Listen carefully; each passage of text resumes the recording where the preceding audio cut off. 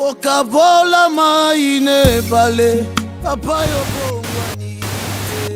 Nous sommes vers le temps de la fin, c'est-à-dire que Tozo Kota vers la période où Bible Benyango, les derniers jours. Et c'est tout à fait normal que dans les derniers jours, il y aura des situations pareilles. Moi, je veux bien d'abord que même ça va chrétien, bon décourager à l'issue de la déclaration qu'il faut chercher toujours à placer dans les contextes. Il y a un niveau codiciel que je salue. Et je rappelle, il faut dans le boulot où c'est important avant de faire sa référence biblique. Parce que nous avons se défendre vis-à-vis des Écritures. Pour éviter l'opinion personnelle. D'abord, il faut savoir que au sein du mouvement de Branham, ils ont deux branches. Branche comme ils ont confessé Branham, prophète de Dieu. Bazali. Et ceux-là croient que Branham a prêché Jésus-Christ de Nazareth. Donc, il ne faille pas, il n'y aura même pas Branhamiste. Parce que non, tout ça, Branhamiste, c'était tout ça, un message. Je connais, beaucoup sont dans cette catégorie-là. Et il y a la Kabwana. Donc, un message, on va considérer Branham comme un prophète. Autant moi, je le considère aussi avec beaucoup de respect, qu'il a prêché Jésus-Christ de Nazareth et il a révélé le mystère de l'Apocalypse. Voilà. Donc ça, c'est le premier cas. Deuxième catégorie, il y a les branhamistes. C'est-à-dire qu'il est de la doctrine de Branham. Alors, il est difficile de contredire. Pourquoi? Parce qu'à ça, le choix, ils ont considéré Branham comme un dieu. Il y a un livre Branham à comment pour la brochure. Ils ont la même valeur spirituelle que les saintes écritures. Papa yo simbi mitema ozali zambe. Merci beaucoup, merci mes fidèles à moi, merci Nabaï Mboka. Et c'est comme bon soizo mibino botala rabiso na limemia pe sengo makasi. Tokota na banda kuna bino sans audience, sans plénière boya makabiso na boto si ça aura vraiment plaisir à partager Nabaï Mboka. Na bino tanya mabedi dizamboka Neymar. Nazawa ko sepela makasi liboso na bino ba diaspora pour ngana bino tozaka na coalition makasi penza ya kozala bo commenter bo partager bo liker kaka ndenge bo salaka yango esalaka ke Congo Momba télévision chaîne na yo chaîne na chaîne na biso nyonso et kende toujours liboso et propulsé. Donc merci na Christian garçon Moindo, donc de gros bisous là où tu es derrière la caméra. Merci à Gocho Mascotte l'homme idéal, merci à la glamour détaillé, merci à Lissi Mozongo limousine, merci na Baïmbo Kandeso Bakota la biso en ce moment. Tellement ma bête dilé à mon côté, tout ça n'a manqué. Boyebi kalobara tellement bien bolingaka epé a on a comme ma télévision malgré qui m'a rabiso moi mingi mais tu as l'impression que ton looki et photos voyer kaka. Ah lui c'est qui papa Roger Baka. Oh le autre solo to za la ba poids et belé à solo là. Crayon na gomme to kokomae. Toko tsaro na partie. Mamoza penza ya solo la Christian son confondé la ngai chana ngai to zo papa Roger vous allez vraiment plaisir na ba Congomani nyonso batala rabiso. Papa Roger, bonjour. Bonjour la Neymar de la presse. Tania Mabi. Que Dieu te bénisse. Bonjour à tout le monde. Merci beaucoup, papa. Je suis parce que dans le match, nous sommes à jouer moi à 10. C'est au béto pour passer le ballon à marquer. Merci beaucoup, papa. Santé, ça va? Oui, ça va bien. Sauf que moi, changement de saison, tu connaître. Créer moi, tout barim. Bon, ce sont des maladies saisonnières. On fait avec. Sinon, tout va bien. L'université de la foi d'ailleurs au Moni de Cornango et ça bien parce que le réseau continue. Nous avons le 3e socle avec nos livres que nous mettons à la disposition de tout le monde et tout étudiant. Okay. Inscription est gratuite comme d'habitude. Et nous avons 3-4 livres tout de suite publiés. 5e réseau il y a déjà. Et nous avons à l'université de la foi chrétienne, dans l'avenue Kimvula 253, dans Bandal, rond-point Luputa, en diagonale avec l'école Marie Stella. Tu peux ça cours chaque mercredi 7h30 à 10h et samedi 7h30 à 10h mais particulièrement mercredi tu vas former enseignants sur le fondement mais le samedi toujours formé prédicateur sur le thème important voile déchiré. Donc tout va bien, tout celui qui a besoin de nous, les numéros est au bas de l'écran. Vous pouvez venir suivre le cours, c'est gratuit, et ça dit comme la postérité, la prophétité. Mais en tout cas, il y a une chose qu'il faut préciser. Nous, dans l'introduction, nous sommes à l'université de la foi chrétienne, comme Jésus-Christ de Nazareth, tu commences à un stylo. La crayon, j'ai pour effacer. On n'a pas de débat autour du nom de Jésus.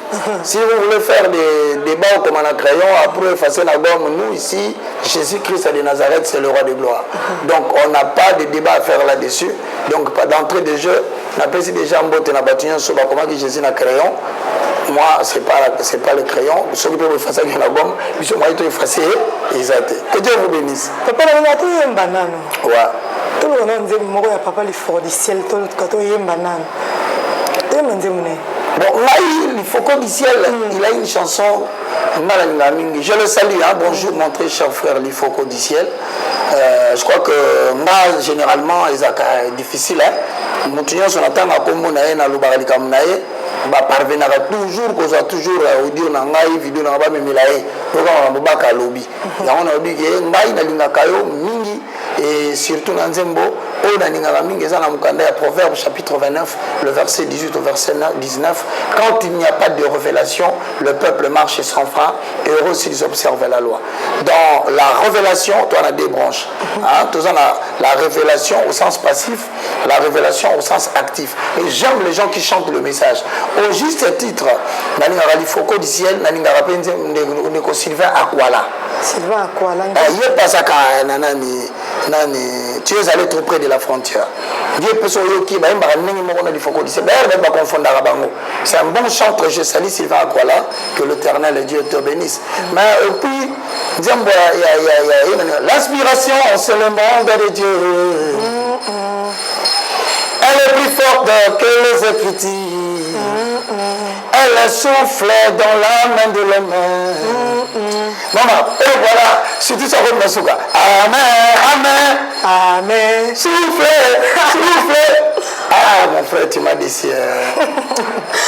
Merci beaucoup, Papa Roger Bakara, le te consoler na makambo etalisami. Et puis que bakongomani nyoso batala rabiso, bayaki vraiment na ba question na bango. Donc on a le déjà na tchaki na page que na koyamba papa, babaki tete il faut tout na ye makambo o eso déranger mingi ba chrétien, o ebele ba chrétien pe ba bungi déjà moi nzela. Bozo bungi c'est ba chrétien nzela, c'est ko bino moko, bozo lo banini. Non, il faut savoir que nous sommes vers le temps de la fin. C'est-à-dire que toujours côte vers la période où Bible Benyango, les derniers jours. Et c'est tout à fait normal que dans les derniers jours, il y aura des situations pareilles. Moi, je veux bien d'abord que même ça va chrétien, beau décourager à l'issue de la déclaration hein, qu'il faut chercher toujours à placer dans les contextes. Hein? Il y a un Lifoko du ciel que je salue. Et je rappelle, il faut dans le boulot où c'est important avant de faire sa référence publique. Parce que nous avons se défendre vis-à-vis des Écritures hein, pour éviter l'opinion personnelle. D'abord, il faut savoir que au sein du mouvement de Branham, il y a deux branches. Branche qui va confesser Branham prophète de Dieu. Bazali et ceux-là croient que Branham a prêché Jésus-Christ de Nazareth. Donc il ne faille pas, il n'y aura même pas branamiste. Parce que non, tout ça branamiste et tout ça un message. Je connais, beaucoup sont dans cette catégorie-là. Et il y a la Kabouana. Donc, un message. Considérer Abraham comme un prophète, autant moi je le considère aussi avec beaucoup de respect, qu'il a prêché Jésus-Christ de Nazareth et il a révélé le mystère de l'Apocalypse. Voilà. Donc ça c'est le premier cas. Deuxième catégorie, il y a les branamistes. C'est-à-dire qu'il est de la doctrine de Branham. Alors, il est difficile au contredire. Pourquoi? Parce que à ça le choix. À considérer Branham comme un dieu. Il y a un livre Branham comme une brochure. Ils ont la même valeur spirituelle que le Saintes Écritures. Donc il peut prêcher avec les Écritures ou les écrits de Branham ou avec une brochure, autant il peut prêcher avec la Bible. Alors ceux-là, c'est là où le vent, il y a déviation au quota. Voilà pourquoi premièrement, ceux qui autant que nous connaissons en Jean au chapitre 2, le verset 15 au verset 18 au verset 19. Parce que généralement, leader d'opinion, hein, par la grâce de Dieu, je l'ai dit avec beaucoup de modestie, ce lobby, propos n'abisso et chokaka. Alors il faut toujours et puis il directement pas battu, pour répondre. Alors on a préféré à répondre d'écriture ou à répondre baka. Donc posons les fondements et avalons les rouleaux. Parce que moi, comme caractéristique, il y a l'église, il y a Branham, hein, ce sont des gens qui sont très assis sur la parole. Il est difficile de me savoir ou de me savoir messager. La Katani n'a pas cette ligne d'écriture. Il y a un moment où Roger, aux Alcola, au Bamakamouti, Abraham, au Ribatusouba, Adventiste, au Bamagola. Nazara Batembele, Landakanga, pourquoi? Parce que Mamonique Nazalina attachement vers les écritures. Nenge, Neko Silva, Kuala Yemba. Il est important que le messager s'attache au message. Donc tu n'es rien, attache-toi au message. Et Roger Baka va s'attacher au message. Okay. 1 Jean chapitre 2, le verset 18. Petits enfants, c'est la dernière heure. Et comme vous avez appris qu'un antichrist vient, Bana, comme la tango ya suka, le lenge boyokaki, mutatele meraye soazoya. 1 Jean chapitre 2, 18. Abakisi. Il y a maintenant plusieurs antichrists. Tu sais que c'est l'antichrist qui est moko. Mais Makomi est belé. Naïté, Makomi. 1 Jean chapitre 2, le verset 18. Moi, je propose que nous naïté, Makomi. La terre. Non, non, non, parce que conclusion de Manasuka, c'est pourtant. Alors, oui, Baramiki. Tozana ngonga ya suka ndenge babisa kibino ke mutu akotelemela Christ azoya mais lelo nde tobetelemo lisolo awa tozali le 30 septembre 2022 l'antichrist va commis ébélé. Par là nous connaissons que c'est la dernière heure. Voilà le verset 19. Ils sont sortis du milieu de nous. Tozali na bango toyembaki banzembo na bango toliaki na bango tolelaki na bango toliaki na bango ndenge sel marai ngana liaki na bango na ngaye Namela kina bango bango kelinga malayo yesu babwa kelinga bobola babwa kelinga poison malingi na kufanya wewe salela ngabikama c'est kama to senga na suke sake na momoyo tolia kina ba pasteur toyobaki banzembo na bango ezali ba poison donc on ko identifier poison ezalaki nini alors na poison wana bandeko na ngai ezali ndante pour ezaka boye baka na lakisaka nini baka zo lakiselo kote baka zo lakisaka makomi. Ils sont sortis du milieu de nous, mais ils n'étaient pas des nôtres. Donc, il y a un bâtiment qui a pendant 10 ans, pendant 15 ans, mais si on est parti de Makambo comme au coma, tu peux découvrir que ils sont là-bas, tu as dit,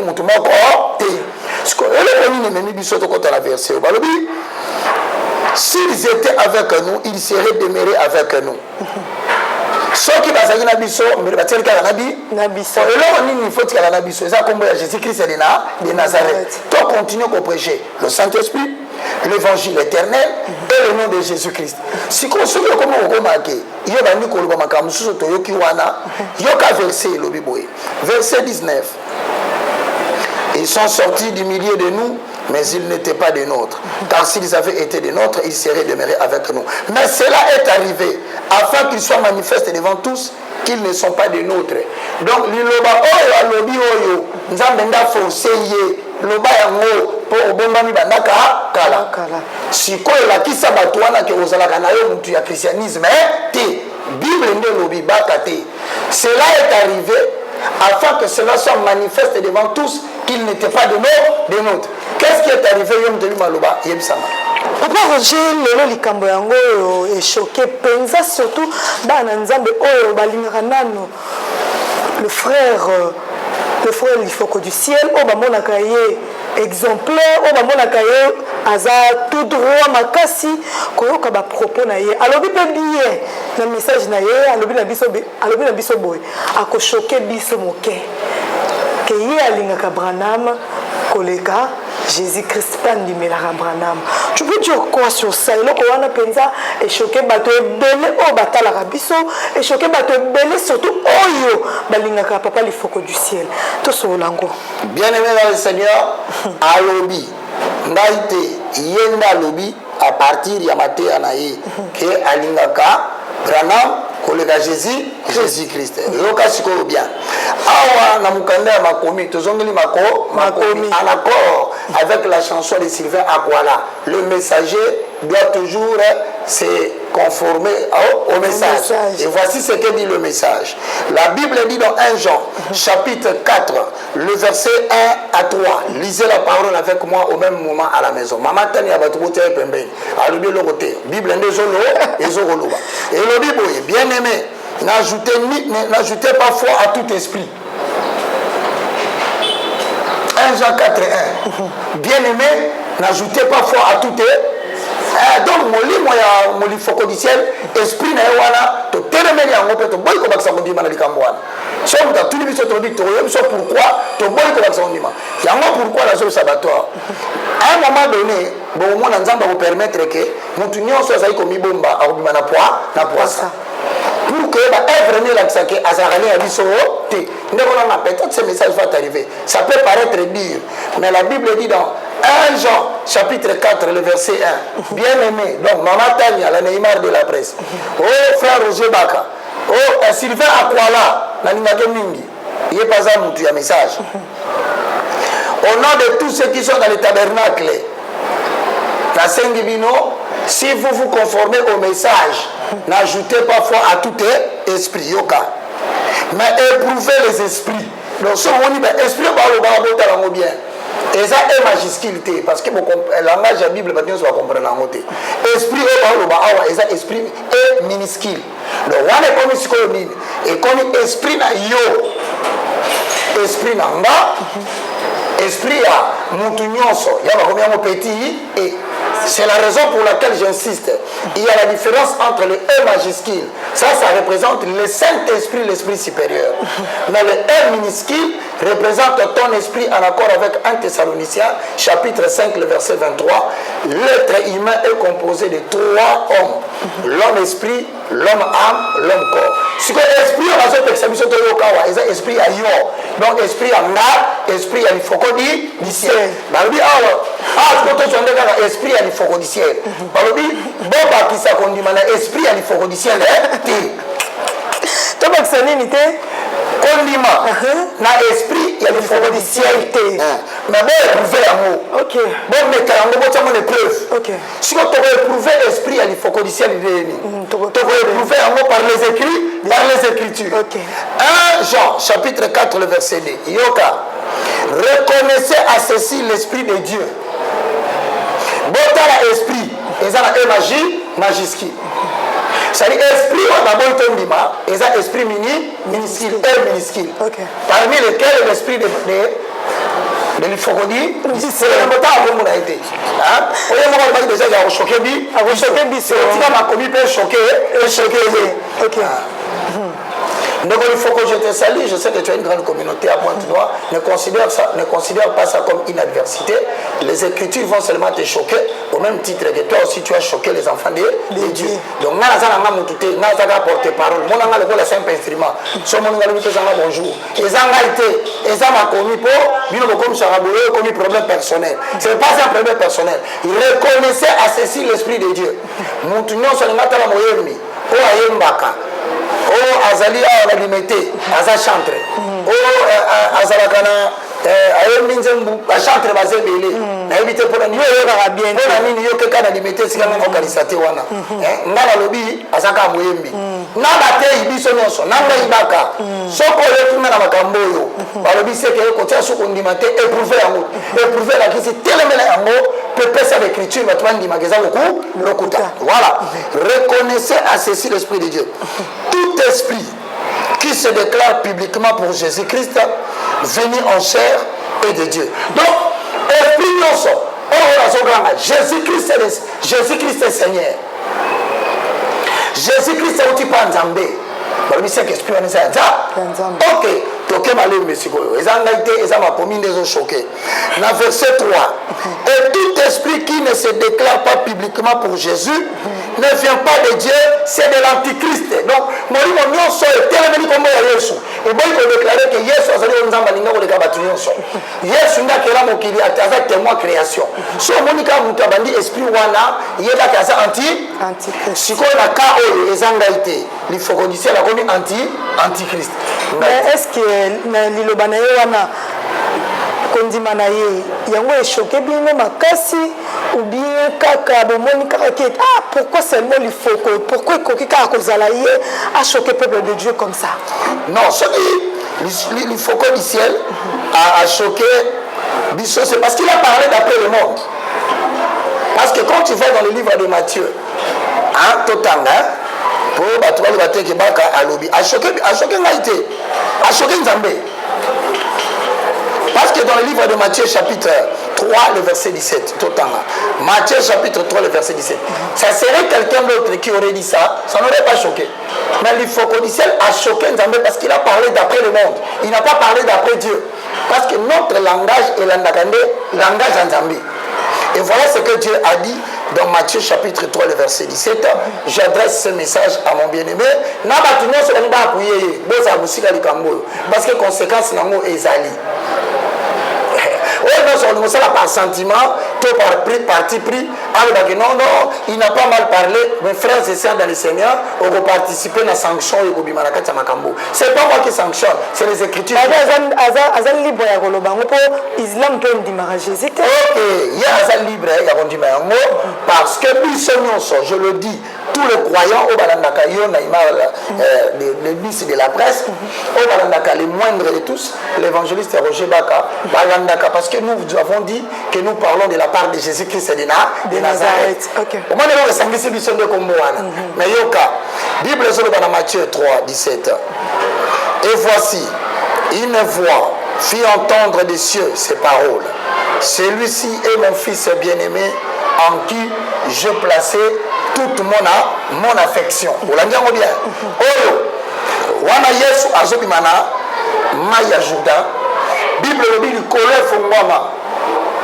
Colère moko alobi. Moto de moni boto kotala mai. Azali mwana nanga ya likinda. Na linge na bolingo nyoso. Siko soki limbolo maloba nzambe. Ona na maloba na nzambe.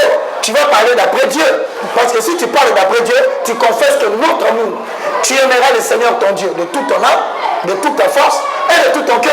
Mais si tu as un être humain mortel, tu as parlé d'après le monde. Et que dit la Bible par rapport à ceux qui parlent d'après le monde? Un jour, avant le rouleau, posons le fondement. La carte d'écriture pour voilà ce que dit 1 Jean chapitre 4, le verset 5 à 6. Bango. Bango.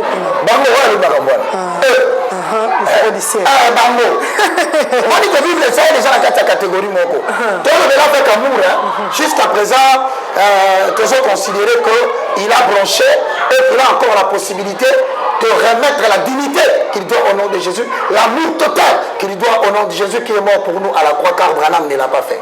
Alors, Bango. Il faut redisser. Ok. Ils sont du monde. C'est pourquoi il parle d'après le monde. Il a parlé d'après le monde. Il n'a pas parlé d'après Dieu. Il y a un autre côté ici. 6. Mais nous sommes de Dieu. Celui qui connaît Dieu nous écoute. Celui qui ne connaît pas Dieu ne nous écoute pas. C'est par là que nous connaissons l'esprit de la vérité et l'esprit d'erreur. Ok. À partir de Awa, quand on a un que on a des vérités. Soit à l'esprit de Dieu ou bien l'esprit de l'esprit d'Abraham. Comme l'esprit de terreur. De l'erreur. On comprend de ce que nous avons à le composer Benzembo, à préparer pour la terre. Il y a un peu de sa bataille. La zone de Bayemi, Boti Karolongwa, terrain en Zamba de Wimba, à 60%. Bayemi Nyonso, va se proclamer pasteur. Et voilà, 70% à Bango, c'est pas scandale. scandale grave. Ça c'est le scandale na Matthieu ate asala mona l'écriture ya yembeli. Ça c'est la vérité. Matthieu ate et puis c'est musoba. Voilà pourquoi j'ai toujours dit aux gens, tu as la moyenne de la moyenne de la question de la Tupamba. Mais ma Kinshasa, sur la Notangawa, il y a quelqu'un qui a zanani. Naza Moutoute, reconnaissez à ceci l'esprit de vérité et l'esprit de l'erreur. C'est la tournure. Makambu, yé, alobi. Yenani. Enani. Même un musicien parmi lesquels il faut dire d'ici et ça la kati na yondo konango zolanda na linga ko mingi nzembo na ya inspiration c'est le monde de Dieu na beta kango tom so vanatea ce n'est pas quand la prédication va te déchirer na sepelaka parce que tu as bien défini ce qu'on appelle l'inspiration mais comme tout le monde esprit d'erreur et côté liu parce qu'à partir de esprit d'erreur to comme vous classer na antichrist. Parce que ils ont la momoko, ils ont la deux significations. Antéchrist et antichrist. Il faut savoir la différence. Antéchrist c'est autre chose. Antichrist c'est autre chose. C'est deux choses différentes. Tu es là, antichrist. Nous avons mais la Christ. Okay. Mais il y a aussi antéchrist. Ce sont des gens avant la seconde venue du Christ. Donc, parce que quand tu as la perdition, alors, dans le cas où mon livre est animé, chantre que j'aime beaucoup, l'Ifoko du ciel, ça s'appelle l'esprit d'erreur. Okay. Donc, Ayembi a été erreur. Encore une fois, on a interpellé Ayembi.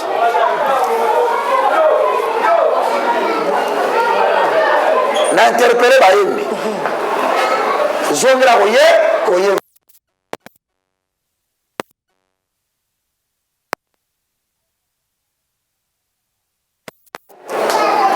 Vouloir quitter, voyez ça, on chose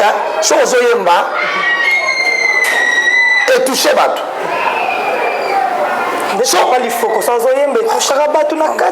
Moi je ne sers à moi. Je sais qu'il est vivant. Je sais que mon Rédempteur est vivant. Et que le Saint-Esprit, c'est le son de la trompette. Vivant, il me ment. Moi, il me sauva. Récit en chaque camarade Boussenda. Que l'Éternel te pardonne du faucon du ciel. Ça peut arriver à tout le monde. Au quotidien, esprit de rêve. Et je peux te garantir, na sengi na chrétien. Bon, impiter les camboyo, la communauté, il y a un message. Parce que bango va se diviser. Et ça, comme kolinga ba sepelisa gain sordide ba financement ya mwanda mbongo o ba pesa ka batu mususu bazana kati ya mouvement ya tabernacle et ça dit que ememiye alobake alingi Branham koleka Jésus. Je vais vous démontrer que personne ne peut aimer ni pasteur, ni évangéliste, ni prophète, ni docteur, ni apôtre plus que Jésus. Azate. Vous avez été édifiés sur le fondement des apôtres et des prophètes. Jésus-Christ étant la pierre angulaire. Éphésiens chapitre 2, le verset 19 au verset 21. La pierre qu'ont rejeté ceux qui bâtissaient est devenue la principale de l'angle. Et cette pierre s'appelle Jésus-Christ de Nazareth. Pas Branham. Je répète encore, avant d'aimer Branham, plus que tout le monde, il devait nous donner des justificatifs. Mais pour donner des justificatifs, j'aimerais lui lire. Sur la deuxième Bible. Oh, Bible Moussoussou, version sévère. Oh là. Parce que, ils ont la carte, ils ont la cartographie. Et c'est quand Jésus à Tambola, Jésus au Branham Matéa. À Tambola, Branham à Koumisaya et Lévaillé, il y a une Bible. Je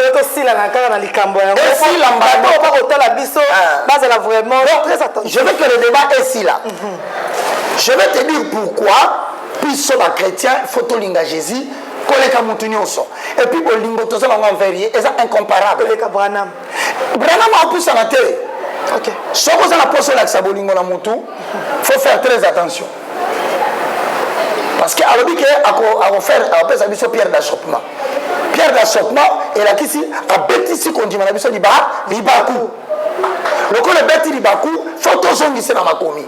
Voici les raisons pour lesquelles on ne peut pas nous se permettre de dire que Tolinga, Branham ou qui que ce soit plus que Dieu. Première raison, Jésus-Christ de Nazareth que Branham a prêché. azala ba tribu.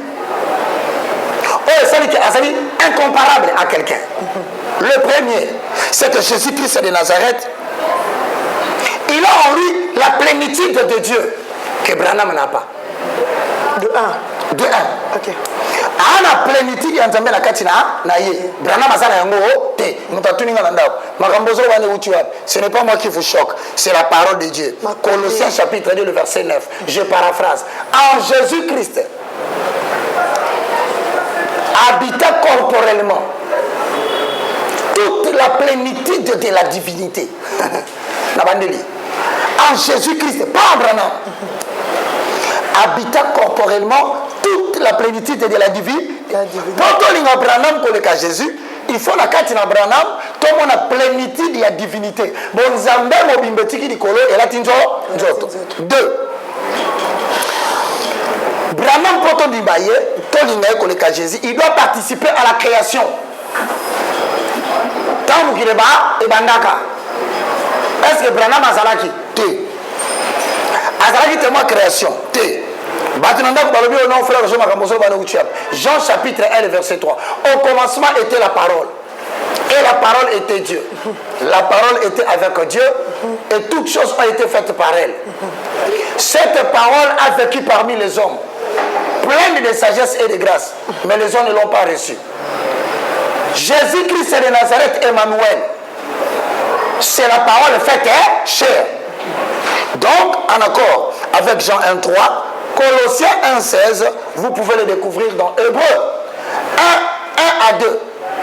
Après avoir, de plusieurs manières, parlé par la bouche des prophètes, à plusieurs reprises, Dieu maintenant nous parle par son Fils qu'il a établi héritier de toutes choses. Ce n'est pas Branham. Tolomboli.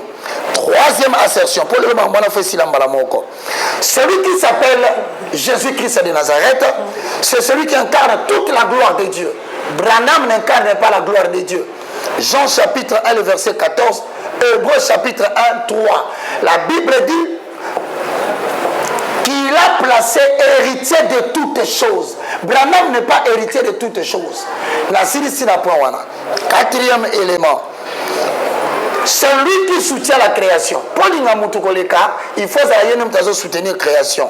Colossiens chapitre 1, 17. Car il soutient toutes choses par sa parole puissante. Donc, Branham a le côté et Simbi création. Moi, je suis pour le cas Jésus et Zate.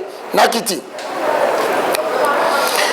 Nous aimons Jésus Christ. Pourquoi?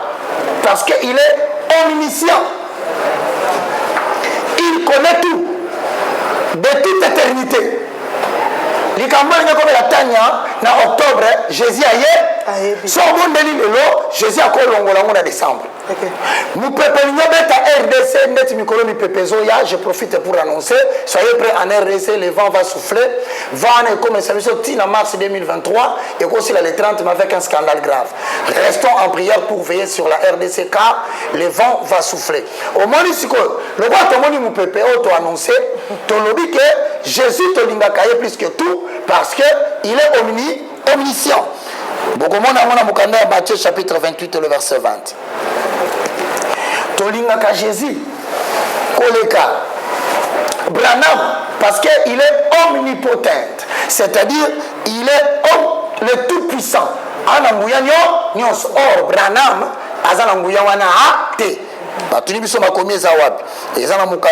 il y a Matthieu 28 et 18, Philémon 3, 21, vous pouvez le vérifier.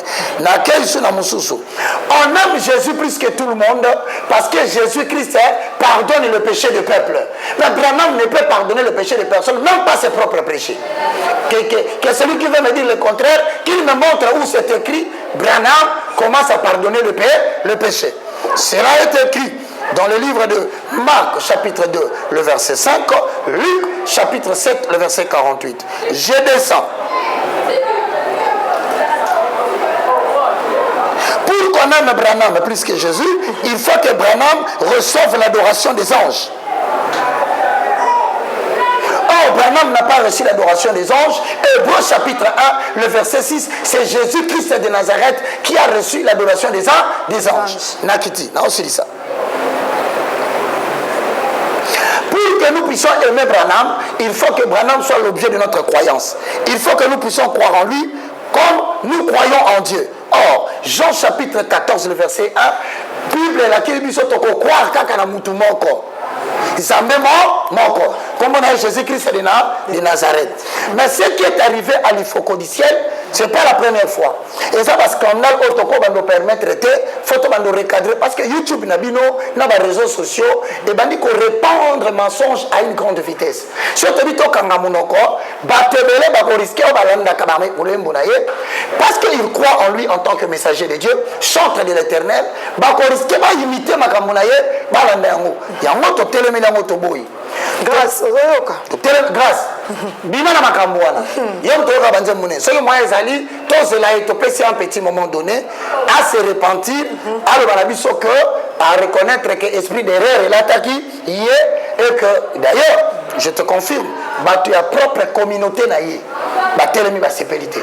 Yango na zo insister bon impiter lokoyo na mouvement tabernacle été. Parce qu'il y a de ceux qui disent que Biloko Alobi est un scandale. Ah, ici, quand on appelle ici Papa Barouti, merci beaucoup. Merci beaucoup, Papa Barouti. Que Dieu vous bénisse. Continuez à défendre Jésus-Christ de Nazareth. Mais bon, je crois que, et là qu'on a Koloba, Namukanda à Jude, au chapitre, parce que Jude est dans le chapitre T, et Zaka n'a pas versé. Jude, 4e verset, il s'est glissé parmi vous certains hommes dont la condamnation est écrite depuis longtemps, des impies qui changent la grâce de Dieu en dérèglement et qui renie notre seul maître, le Seigneur Jésus-Christ. Il vient de régner Jésus-Christ et la Bible le qualifie d'impie. Donc, Motonamabe. Merci beaucoup Papa Roger. To comme nabiso vraiment ko kita vers la fin. Il y a analyse nabiso ya mokolo ya lelo. Mais to que des moments moqué si ko apinde ko pasteur Pétage, pasteur Denis Lessi. Alors bana nabiso na likambo OK. Ba pasteur Mbele bako rejoindre ye na Pétage. Et ça il faut qu'on ciel té. Et ça un nombre de pasteurs oyo bako bima na poisa na Pétage. O ba kanisa ki azalaki motali boma. O bako bino bako kanisa bino Bozabasa, Botiki, Pemeni ya Bangulu, Metala Lelo yo.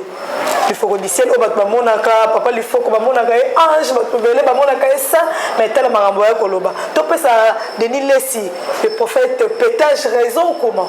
Merci beaucoup, je bénis le nom de l'Éternel. Amen. Vous savez, ce n'est pas seulement parce que Denis Lessi l'a dit, mais les Écritures disent dans les livres de 1 Timothée chapitre 4, le verset 1, Tokita, Bozope Bible Nobotangaka, parce que dans le mouvement il y a un message. Sylvain Akwala, je le salue. Un grand chanteur. Ok. Tu es allé trop près de la frontière. Nzembumoko Kitoko. Et je peux te rappeler, Ndabaka, sans crainte d'être contredit, si je dois dire respect, aujourd'hui, Nabayembi République démocratique du Congo, Naya Brazzaville, j'ai beaucoup de respect dans ma chantre, il y a écrit un message. Ah bon? Je te le dis, ma valeur moko, il y a l'écriture, tu n'as pas d'idée. Bon, il y a biso. Non, il y a l'église de réveil, il y a des rapages de Zébélé. Limbisanga bien Bazali, on reconnaître que Bazébélé. Pourquoi papa Toms? Oui. Pourquoi papa Mike Kalambaï? Bon, malgré les dérapages à la dernière minute, parmi les chanteurs, Malam, on a élevé Dieu. Jusqu'à ce que, bien sûr, on s'est laissé emporter dans la musique, il y a Seben. Mais Mike Kalambaï, c'est un chanteur, vraiment Kitoko. Et puis, il y a des musiciens, Limbisangaï, chrétiens, au bassin la TV, Nani, Tania. Au moins, on a la corde avec Mike Kalambaï, il est là. Mais c'est un jeune garçon très poli. Contrairement à la musicien de l'élection, on a un album. On a répondre à un album. omoni makambo nyonso oloba yoka bien toka baloba elongo nalobi vérité mes frères et sœurs naza pasteur bolinganga bolandanga malgré les erreurs sur les réseaux sociaux il y a Mike Kalambai mwasi na ye na bana comme ça peut arriver à tout le monde attirer peu les sons bomona se retirer petit à petit dans le monde des réseaux sociaux parce que bilo quoi na kamalamu te faut pas afficher ta femme faut pas afficher tes enfants tout le monde est bunda yoko kokango mais moi c'est ne soit kokité ami ici bana so ba kokité ya na so kamwa na mona ba misusu ba ndela ba so ba mbote pas aboti mwana boye oh na boti mwana na réseaux sociaux oh maman yoko ni star toza on bien ensemble Mike Kalambai je le dis il va suivre parce que maman ramène sur le bail comme il a rabattu Mike Kalambai c'est le chantre humble un respect ya ba mikolo. Malgré tout ce qui est arrivé, Mike a respecté Abamikolo. Au commande que Mike jamais na télévision à répondre back. Il sait que c'est son grand frère, il sait que c'est son aîné. Donc, non, n'oublie pas Toms. Bon, Moïse Mbiye. Non, Moïse Mbiye a un bakitoko pour ne pas créer de polémiques, mais il a classé na compte à Mike. Parce que, selon moi, j'estime que Mingi Batebe na Kinshasa, soit aux humains Moutouka, aux humains chaîne à télévision, aux voyageurs, il faut faire attention. Ce n'est qu'à foutre à Otikala, vous n'allez jamais camarade Nangaï. Attends la commune populaire dans la République démocratique du Congo, même dans le Sonic à foutre, c'est parce que c'est une star, c'est quelqu'un qui est très connu parce que la star va bien à Bonka na Bakombo. Nous trouvons quoi Sonic à foutre, à cause de camarade Nangaï. On a la chaîne à télévision Mobimba, ils ont national, ils ont comme international. Nazara moi Moutouka Moko Yamuke Nazokumba, Nazara moi $1 na Osimba. Est-ce que ceux qui ont dit qu'on voyageait dans une télévision, ndela comme ici, il y a Yawana, to papa wana camarade nanga. Ma best que ça ba bien débélé lelo, au moins l'olène de le tellement makasike, bâtiment se bayebi que on respectera non sous mututé. Oh, il faut qu'on tique un comportement wana. Nzamba tombola yo, o comme l'olène nini, ba yaya bazali. Totanga verset en poto chité bande. Bible lobina 1 Timothée chapitre 4 le verset 1 à 2 à 3. Mais l'esprit dit expressement que dans les derniers temps, quelques-uns abandonneront la foi pour s'attacher à des esprits séducteurs et à la doctrine des démons.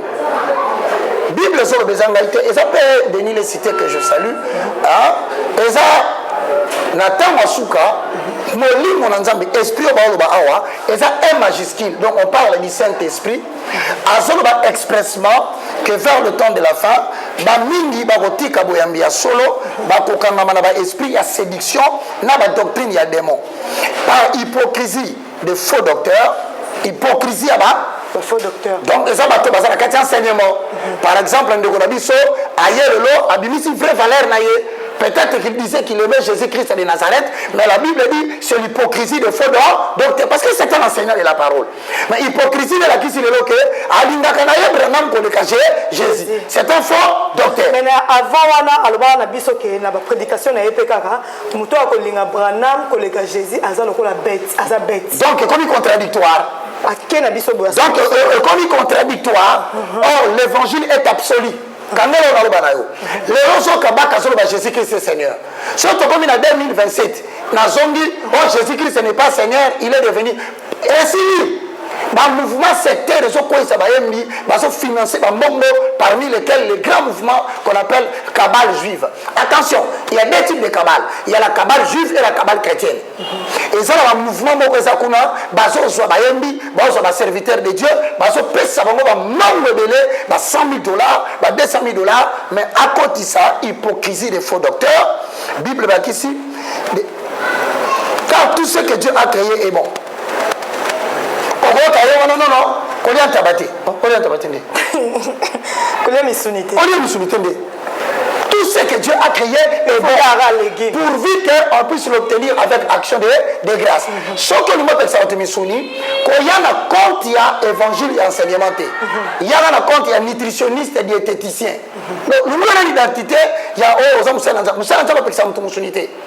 ce sont les nutritionnistes et les diététiciens qui peuvent te donner la valeur nutritive. Il y a un loco parce que excès de viande et produit la maladie, mon anzo, comme on a goûte.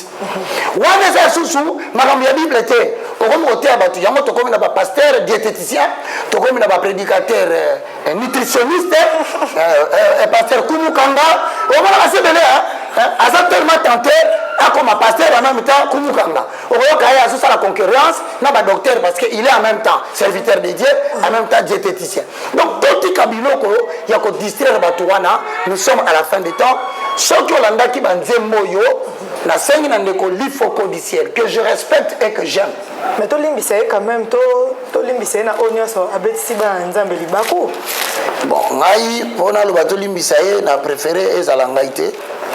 N'a préféré tout le temps la Bible. Ata papa mutombo, ata papa mukuna, oh ba kosanga po to ba keto limbisa papa l'ifoko du ciel. On le binani.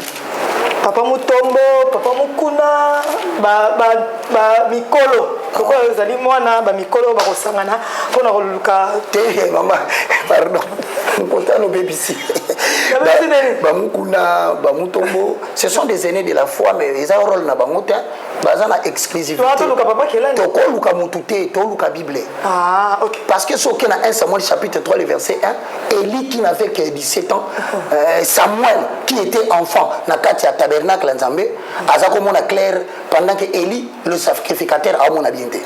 Donc il ne faut pas que ça rende le ko la baka oumeli na kata makomi akoba no mona Bible te ko le kayo. Ah non, pour bien voir Dieu, il faut marcher dans la sanctification, respecter la prédication de la saine doctrine et surtout être un homme de Dieu de prière et rester dans la parole que tu as commencé. Donc, les gens qui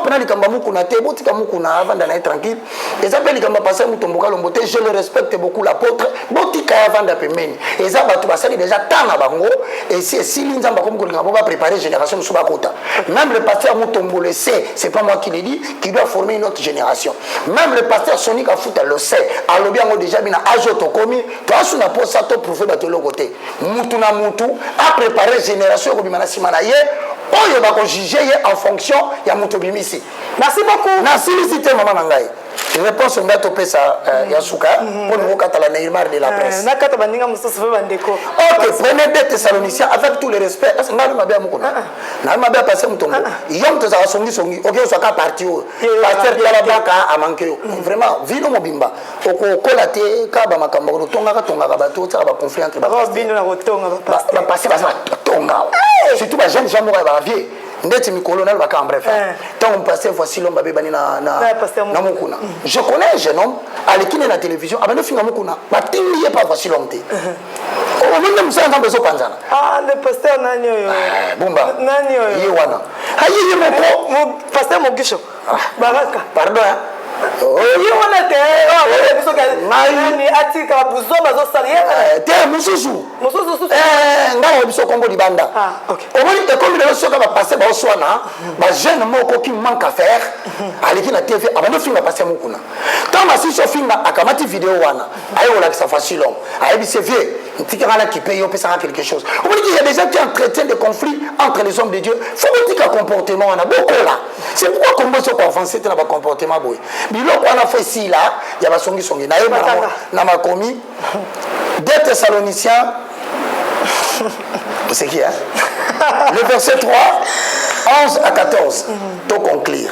To conclure penza. To suka wana to bakisa sute. To bakisa te to suka penza a. Pe to tanga komba mutu. To tanga lisusu te. Na bayo nyoso to tanga na ndenga bien. Na boyi lobi basala ngi mission na chaîne moko kuna o baka matoyi milai. Na ko bandi ba verset s'il vous plaît. Bo le misa muke bo fingi petro ya. Bo fingi na trop pardon. Bo pe manano muke petro. Yo ba ne bien te. To pema. Yo kombo nzambe yo rango. Ngai lo na kumisi nzambe. C'est que ngai baka bato bazako zo ngala légère. Ba comme ko considérer attention na tel en pem que ponge zangi mutu alobi na album ke na olo ba bien siko yoka na lobi bien pardon yo mtoka kate yoka donc na kumisi nzambe parce que musala to silisa 2 Thessaloniciens le chapitre 3 le verset 11 à 14 bande robo comprendre la Neymar de la presse amimanga ka boy akenanga boy après lobi yo basala linga mission. Bon, lisons. Nous apprenons cependant qu'il y a parmi vous quelques-uns qui vivent dans les désordres, qui ne travaillent pas, mais qui s'occupent de futilités. Nous invitons ces gens-là et nous les exhortons par le nom du Seigneur Jésus-Christ à manger leur pain et en travaillant péniblement. Paisiblement, voulais-je dire. 13. Pour vous, frères, ne vous lassez pas de faire le bien. 14. Et si quelqu'un n'obéit pas à ce que nous disons par cette lettre. Nabandeli. Si quelqu'un n'obéit pas à ce que nous vous disons par cette scène lettre. Parce que passer moi le gars il a mon tuté. Ba lettre oh ce qui mutato si angoté. Na minito na na to cité. Papa nani? Papa les faux du ciel. Ah to cité. Mais ça va comme tout ça majeur mineur tout ça non. Auto cité. Auto cité. Yo ka so sanction. Na ba tu basa ne faut pas sanction pesana. Tellement de sanction. Na bandeli. Et si quelqu'un n'obéit pas à ce que nous vous disons à travers cette lettre. N'ayez point de relation avec lui. Tout dans la relation avec lui. Et s'il lit. Ok. Et s'il lit à partir de l'album, il y a une selon moi. Tout le monde a une version héritier. Héritier, il y a une version héritier. Watanabe.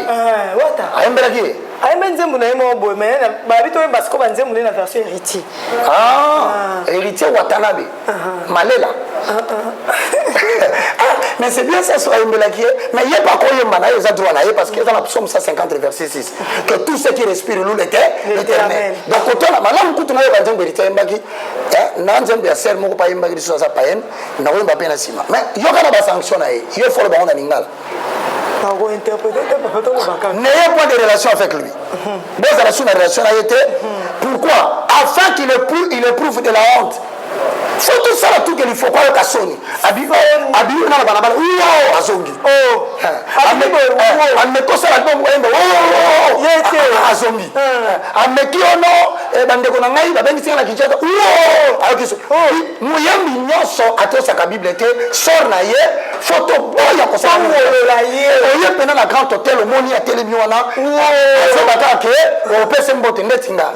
Ngala saka ngai moko takin na provoka ne da kudala kana.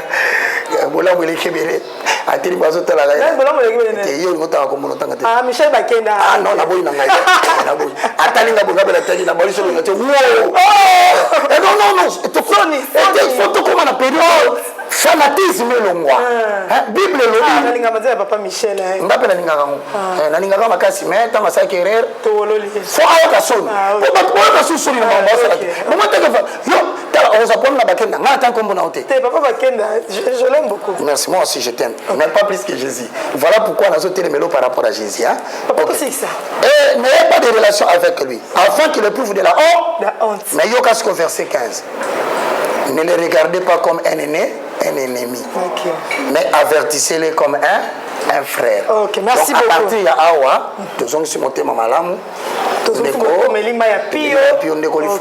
allez ennemi Nabiso.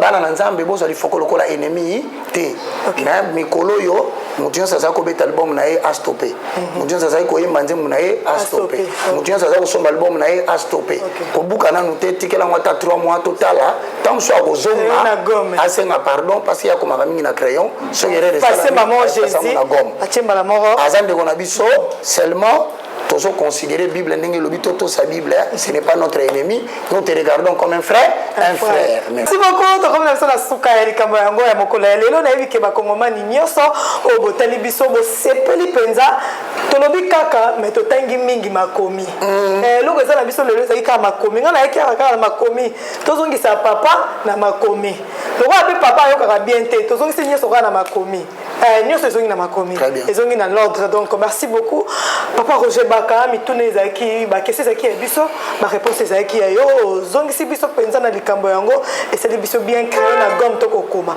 to komi to effacer mais biso to koma mingi na bic po bic ya to ko effacer ça c'était go katika page katika mais na crayon to na facilité ya ko effacer yango zamba si ça ba page yo to so mona na ba yembi nyonso ba comme ba pasteur papa Michel Baken n'a pas comme pasteur informé au rapport à Troyal il se spoilé bardé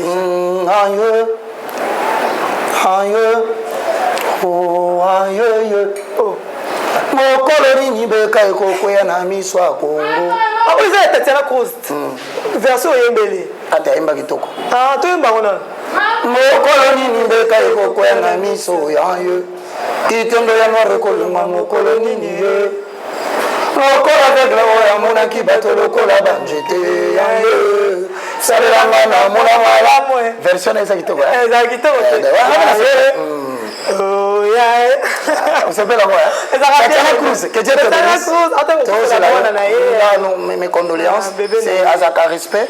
Ça va comme mais yo embi azem na biso ndeni. Ya côté na moni na hérité watana bi boyembi. Boya côté na côté so boye boza nécessairement ba chanter. Peut-être beaucoup à la protocole. Peut-être.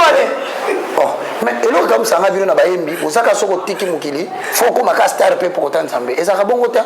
Quand Dieu te fait quitter le monde, c'est lui qui définit ta position. Ni ma ramtoko minango. C'est un mais 30 comment moyembi côté na bino. Te ayemba penate. Mais 30 ayemba te mais ayemba kanzembo moko avant dina zola na ba faire. Ba papa nina na nyona papa Michel Bakenda. Bayembi? Ah bayembi. Bayembi. Mama li akina bangu na ngaye. Ngamela kina bangu.